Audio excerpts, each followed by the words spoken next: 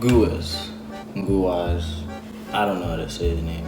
But anyways, he's a really good artist. See if he had a tutorial we could follow along with. So let's search it up real quick.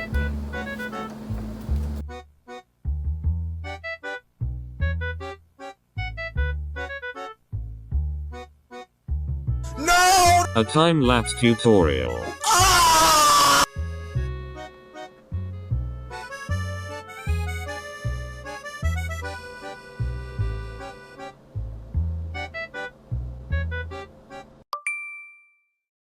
But in all seriousness, Guweiz is a really good artist. Like, I mean, really good. Like, probably the top 3 on Instagram, in my opinion. And my opinion is always right. So, yeah.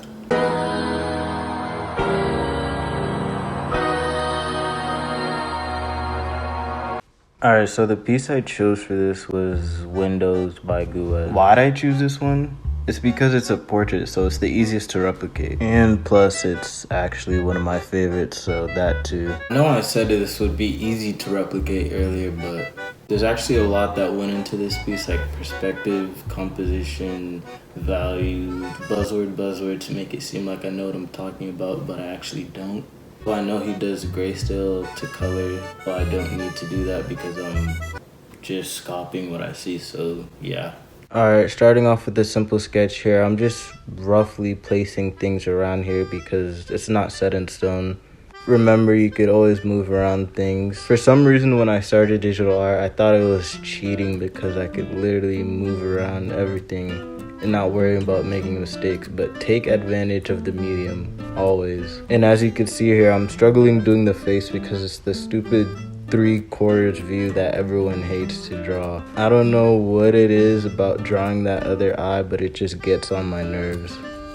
Now I'm just putting in the background so she matches the perspective. You want to get the foundation right in the beginning. Don't worry too much about the small details. After I mask the character, I'm just putting in basic shadow shapes in a multiply layer. Don't worry about the colors being right in the multiply layer, you could always change it later. You can tell when he's painting, he keeps in mind his brushstrokes to match the material of the object. So for this shirt, I'm just scribbling on color because he does that a lot for clothing material, which is part of his style. And I'm keeping the skin as smooth as possible. Now when it comes to choosing colors, he mostly stays desaturated and low in value to give the piece that atmosphere effect.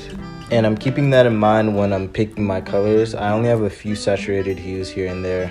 And pro tip, mix on the canvas. It gives the painting a more organic feel. And what I mean by that is make sure you're always on the color picker, picking from colors that are already established. It just makes the transitions from colors very smooth. While we're speaking of color picking, do not color pick from the reference image.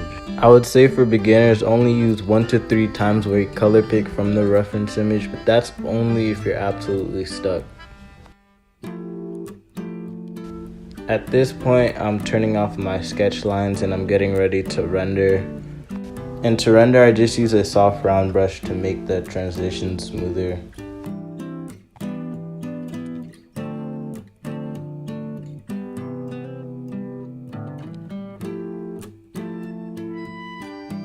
Finally, I blurred the foreground and the background. And to get the window effect, I just made a new layer and turned the opacity almost to 0.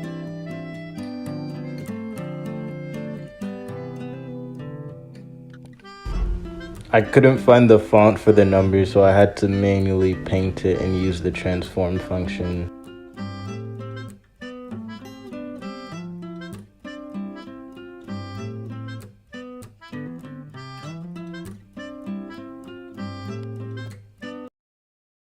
As you can see, it turned out alright, but let me know how your studies turned out using the hashtag #BlueStudies on IG, and drop your boy a follow while you're there. But that's not the end of the video. I decided to take the training wheels off and actually do my own original work. in the style of Guweiz. Start off, I found a reference for the pose I wanted. I wanted to make it a part of the series he has called Bad Guys. But anyways, let's head back into the in-depth commentary so I could review the time lapse. Again, here I'm starting off with this simple sketch, and since I wanted this to be a part of the Bad Guys series, I was trying to keep it pretty but gritty at the same time. So you see me playing around with the concept and like the background a lot because I'm just trying to get the feel for the Bad Guys series as much as I possibly can. Since the other piece wasn't too hard to copy, I thought this making my own would probably be easier, but that was not the case. Everything in the other piece was already mapped out, like perspective, values, and colors. Man, colors was by far the hardest thing to get right in this piece.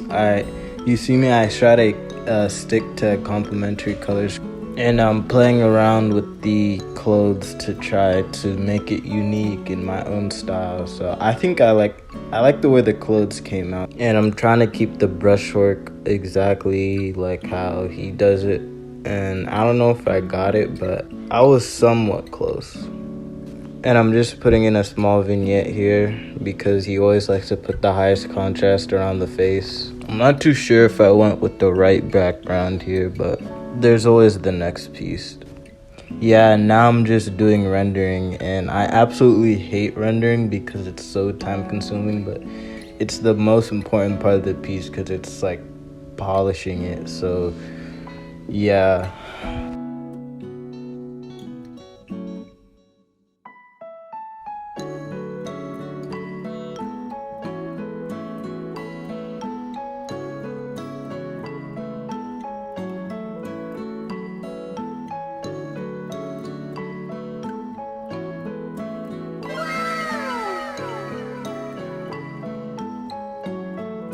That's it for this video. I hope you enjoyed, and I'll see you guys next time.